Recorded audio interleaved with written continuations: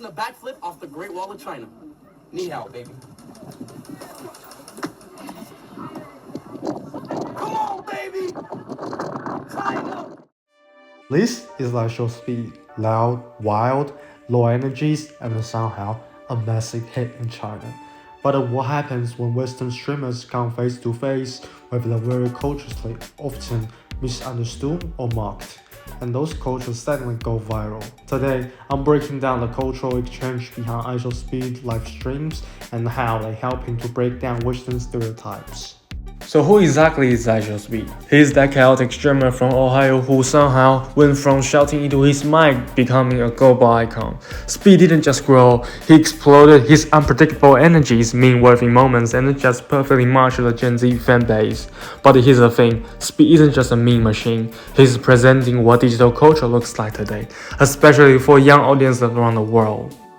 When Speed touched down in China, he was visibly shocked, not just by the skyline, but by the entire cultural atmosphere.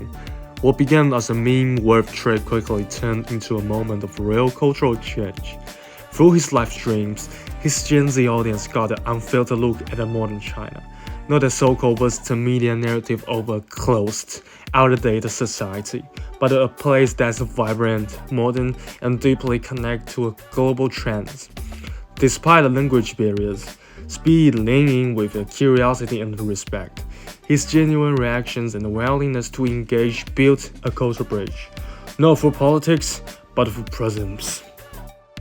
As David Marks pointed out, platform plays a crucial role in a multipolar world as facilitators of a society and exchange and as hegemonic vehicles that project national ambitions. Goody reminds us that globalization isn't Western by default anymore. Speed's live stream shows us how real-time cross-cultural engagement can push back against those old assumptions. Of course, Western media didn't love that. Speed was even accused of being Chinese spy, simply for showing a side of China that wasn't negative. But that says more about a Western expectation that they don't want to see good sides of China being unveiled.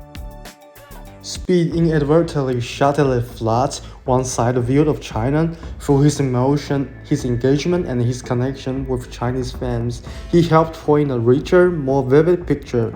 China wasn't just a political talking point or a headline. It became a culture, a vibe, a place full of people, humor, and complexities. And that's what makes the moment so interesting. In live streams, his raw, honest reactions, Speed disrupt the usual Western narratives and makes the cultural exchange happen in real time. That's not just entertainment for content, that's de-westernization. So-called freedom on the internet is not equally distributed. The Western world still decides what content is amplified and what is suppressed, creating an information monopoly that borders on the full control.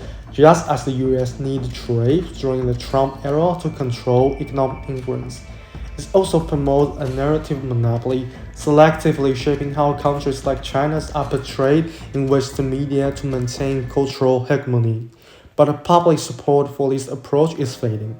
By live streaming from China, ishowspeed became his own platform, bypassing both state curations and the Western filters. In doing so, he not only shows the power of public opinion, but also gives viewers more direct, emotional, and three-dimensional understanding of the country. In the end, Speed's live streaming in China was not only entertainment. Like a Marco Polo centuries ago, Speed became an accidental cultural ambassador, not by preaching, but by being present, curious, and unfiltered.